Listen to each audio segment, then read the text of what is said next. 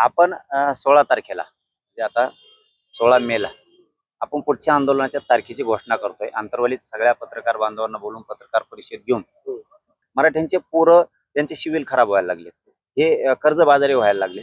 याला मूळ कारण सरकार आहे। म्हणून सारथीपासून तर अण्णासाहेब पाटील विकास महामंडळापर्यंत आणि तिथपासून ते हैदराबादचा GR निघालाय, ते कुणबी प्रमाणपत्र वाटप करण्यापर्यंत त्यांनी अंमलबजावणी केली, ठीक, पण कुणबी प्रमाणपत्र वाटप होत नाहीत।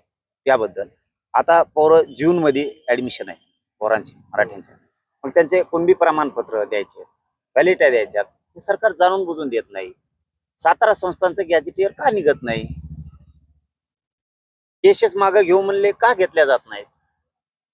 बलिदान गेलेल्या कुटुंबाच्या नोकऱ्याचं काय झालं? MIDC देऊ बोलले ना तुम्ही, तो GR निघाला नाहीये, विद्युतचा GR निघाला नाही। कित्येक तरी बलिदान गेलेल्या कुटुंबाचं आणखीन त्यांना निधी पण मिळाला नाहीये। म्हणजे तुम्ही मेलेल्या बांधवांचं सुद्धा आमच्या राजकारण करायला लागलात। याला मुख्यमंत्री म्हणलं जातं का? याला मुख्यमंत्री म्हणणार का तुम्ही? म्हणूनच या सगळ्या विषयावर फायनल तुकडा एक घाव घालायचं ठरवलंय आणि या राज्यात खूप मोठं आंदोलन उभा राहणार आहे। त्याची तारीख आता आम्ही 16 मेला आंतरवालीत पत्रकार परिषद घेऊन तारीख फायनल करणार आहेत।